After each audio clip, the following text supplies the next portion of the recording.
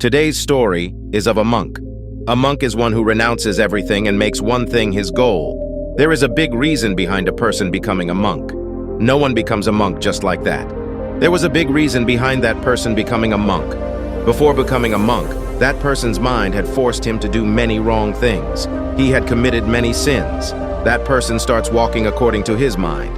That person's mind had made him its slave, and he was the slave of his mind. Even after getting all the happiness and wealth in life, the man had a lot of pain in his heart. And it is this mental fear that makes him a monk. After becoming a monk, one becomes free from worldly suffering, goes to live in the woods, does different types of meditation and practices. He eats food by begging and then meditates in solitude and peace, but still that person's mind is not calm. He remains restless and troubled. One thing must be understood here, as we all know, meditation is the initial step in any spiritual journey or self-improvement.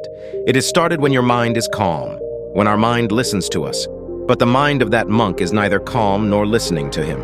One thing had settled in the mind of that monk, that it is impossible to control the mind. But then one day that monk meets a person, one who is neither a monk nor a wise man. He was a simple shepherd who grazed sheep and goats. His name was Gopal, who was engaged in grazing goats in the forest.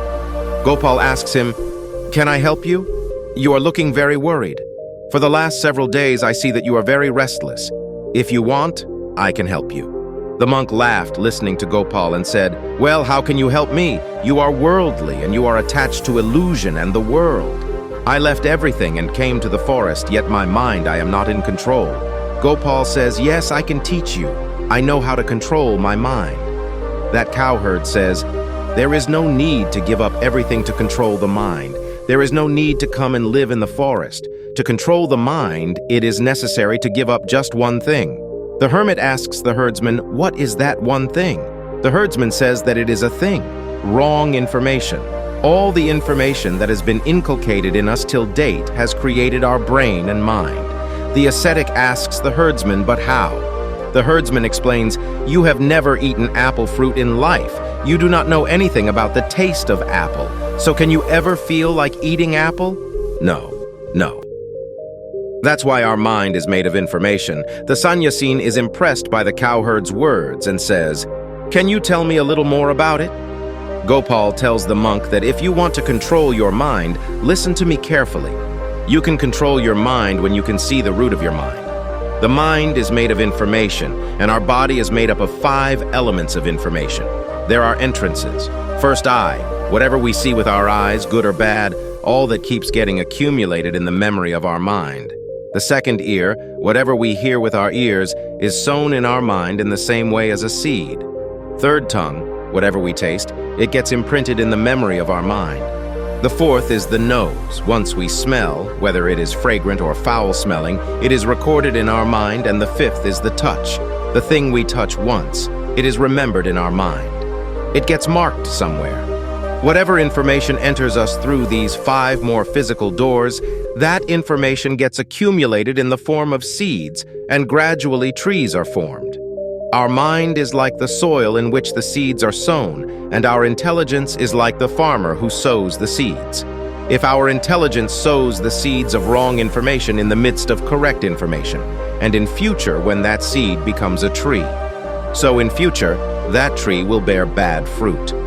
Our mind is like a growing farm, in which whatever seeds we sow, they grow inside us. Just as a farmer carefully selects and plants the right seeds so that his harvest is bountiful and fruitful, we too need to decorate our mind with true and positive thoughts. As a gardener tends his garden, we must tend our mind by nourishing it with true thoughts, experiences, and knowledge. This way, we allow trees of rich feelings, understanding, and growth to blossom beautifully within us. Your mind is not in your control because you have already sown many wrong seeds in your mind, and now those seeds have become big trees. The ascetic asks the cowherd, "What shall I do now? Because till now I have sown many wrong seeds and I cannot uproot them." Gopal tells the monk, "Till now you were sowing wrong seeds out of ignorance and unknowingly, but from now on start sowing right seeds with a true heart."